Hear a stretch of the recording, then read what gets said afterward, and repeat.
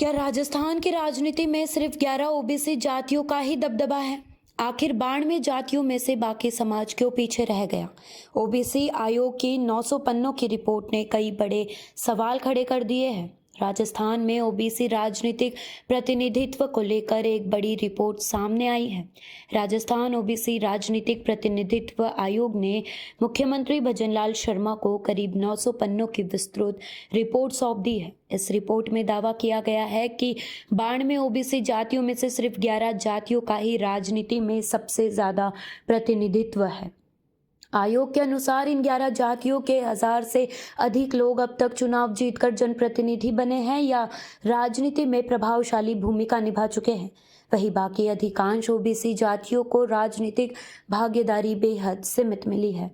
Report में आयोग ने सुप्रीम कोर्ट के निर्देशों के अनुरूप निकाय और पंचायती राज संस्थाओं में ओबीसी आरक्षण लागू करने की सिफारिश की है, लेकिन इस बार केवल जनसंख्या के आधार नहीं बनाया गया है। आयोग ने सामाजिक, आर्थिक और राजनीतिक पिछड़ेपन को भी प्रमुख मानदंड माना है, ताकि वास्तविक रूप से पिछड़े समुदाय को प्रतिनिधित्व मिल सके। आयोग के अध्यक्ष और रिटायर्ड जज मदन लाल भाटी ने बताया कि यह रिपोर्ट किसी कार्यालय में बैठकर तय नहीं की गई, बल्कि पूरे प्रदेश में व्यापक सर्वे और जनसंवाद के आधार पर बनाई गई है। उन्होंने कहा कि आयोग की टीम गांव-गांव और शहर-शहर पहुंची, लोगों से बातचीत की, सुझाव लिए और उसके बाद निष्कर्ष तैयार किए। रिपोर्ट तैयार करने के लिए प्रदेश के 74,85,000 ओबीसी परिवारों का सर्वे किया गया। इस दौरान 19 अलग-अलग बिंदुओं पर जानकारी जुटाई गई, जिनमें सामाजिक स्थिति, आर्थिक हालत और राजनीतिक प्रतिनिधित्व जैसे महत्वपूर्ण पहलुओं का विस्तृत अध्ययन किया गया। रिपोर्ट में यह भी कहा गया है कि समय के साथ ओबीसी वर्ग की आबादी में लगभग 20% की वृद्धि हुई है।